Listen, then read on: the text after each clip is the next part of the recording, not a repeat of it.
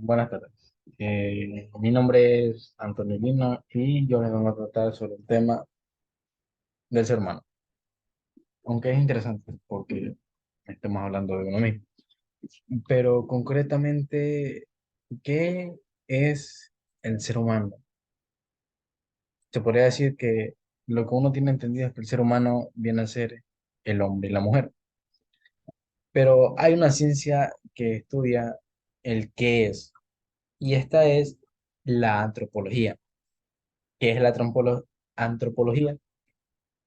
Es el estudio del ser humano desde una perspectiva hologística, como logística integral, que toma en cuenta tanto sus rasgos más físicos y animales, como los que componen su cultura y su civilización.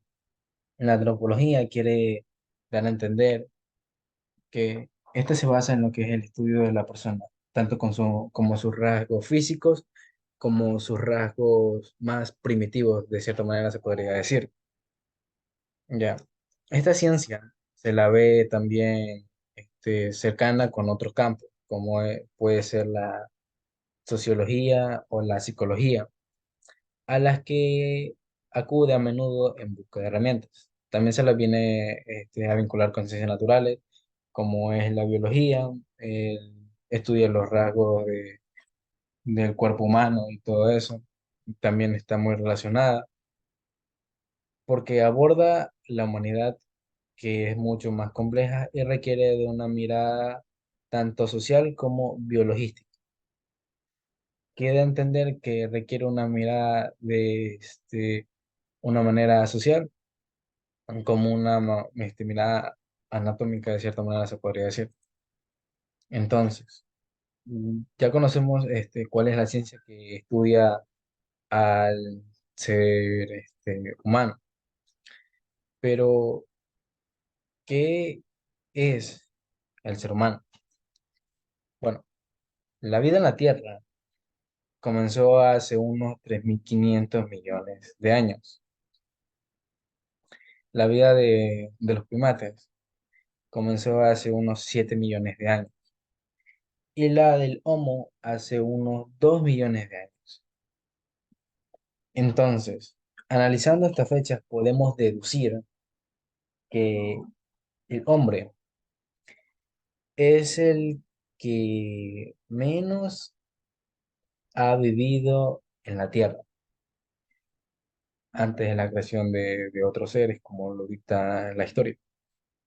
Pero, sin embargo, nos hemos adueñado de ella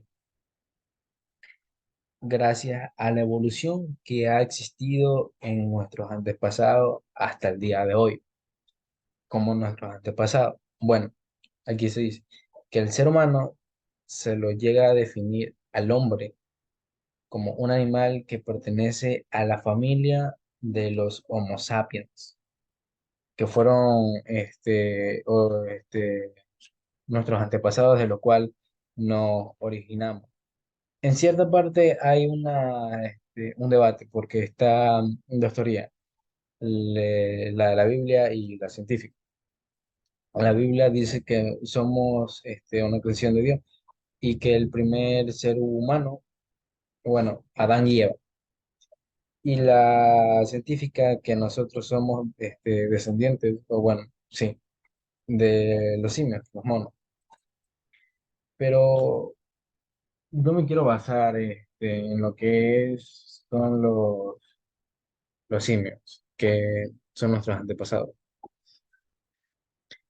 También el ser humano, o bueno, el hombre, ha resultado de una evolución de los primates conocidos como hominoideos. Con el paso del tiempo hemos ido evolucionando y ser como somos ahora. Antes teníamos un aspecto más primitivo, con más pelaje y caminábamos de una forma más erguida. Y éramos unos seres menos conscientes o pensantes. Comparada como lo fueron los humanos de la antigüedad, este, somos más inteligentes que ellos, se podría decir. El ser humano supone el nivel más alto de la complejidad, alcanzando por, alcanzado por la escala evolutiva.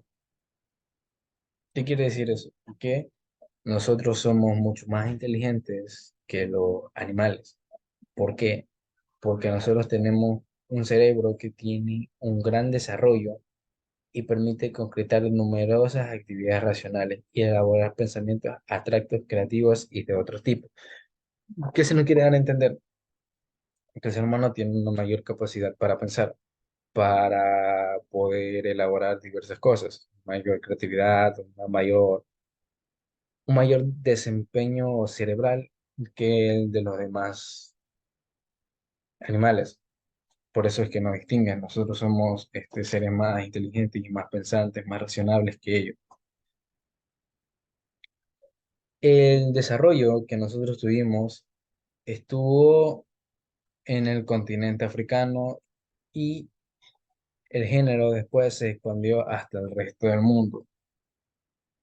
Nosotros, bueno, nuestros antepasados, bueno, partimos de lo que es la creación del continente africano. Después se fueron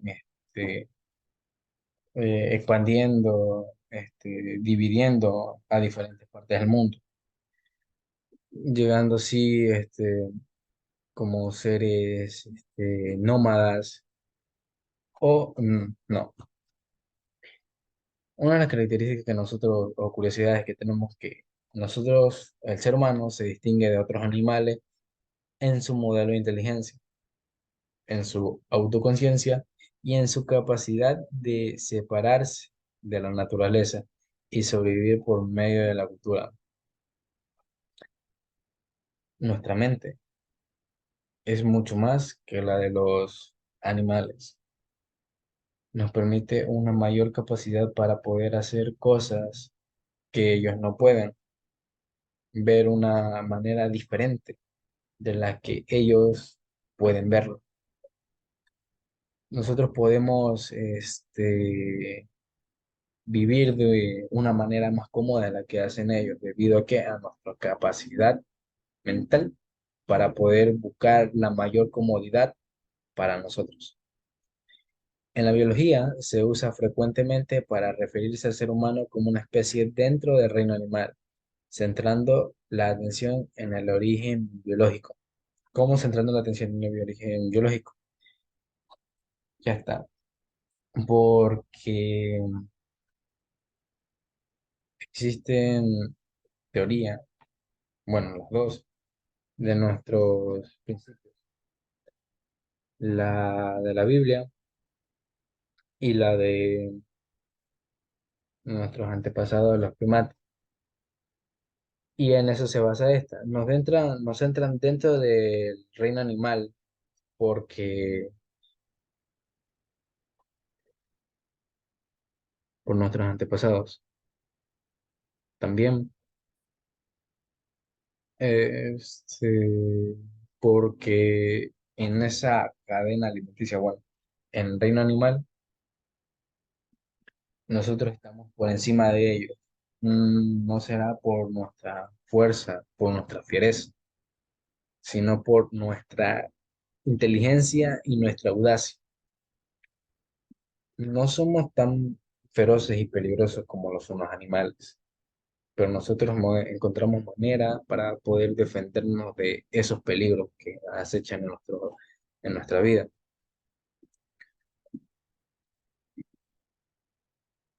El ser humano es una expresión que hace referencia al Homo sapiens, a nuestros ancestros, cuya principal característica es su capacidad de razonamiento y aprendizaje. Desde la creación, hemos sido un ser que ha ido evolucionando y se ha ido acomodando para su propia supervivencia. Las características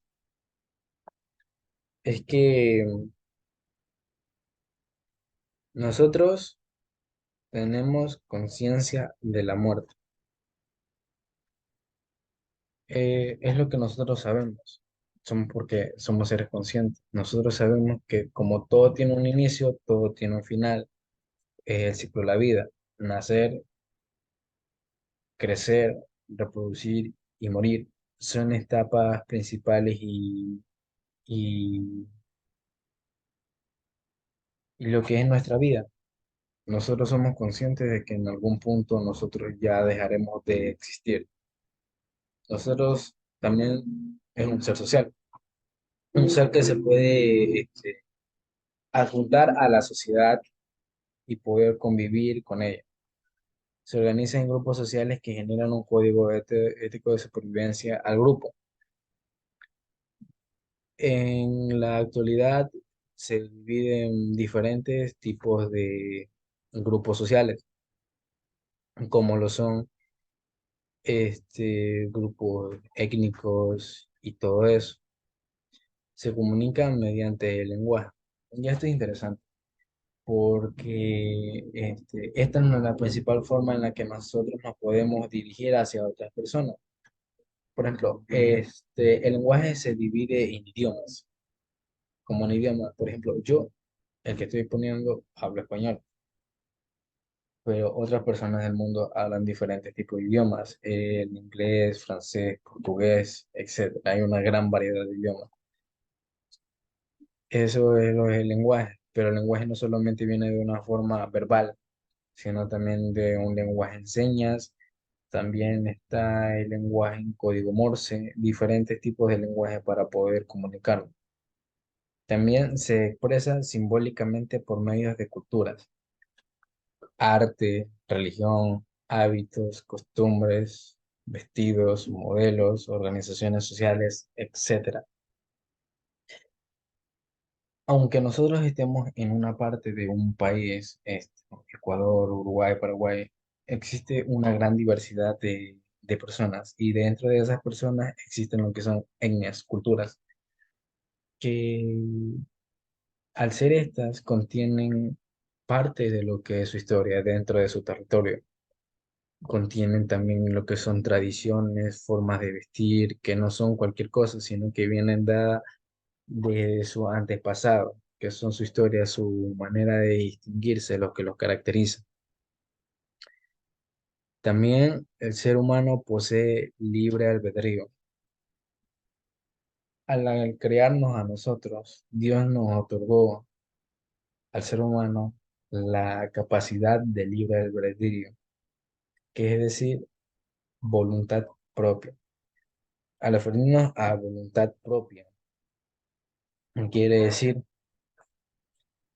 que nosotros tenemos la capacidad para poder elegir las cosas, pero nosotros tenemos lo que es una ética y una conciencia para poder elegir las cosas de una manera correcta, sin, sin generar un mal.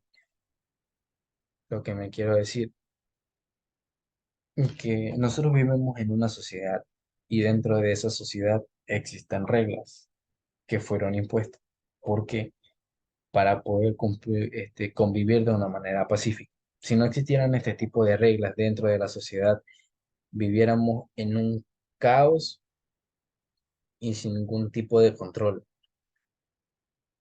Por eso existen estas reglas para mantener un equilibrio en la vida y poder coexistir entre nosotros.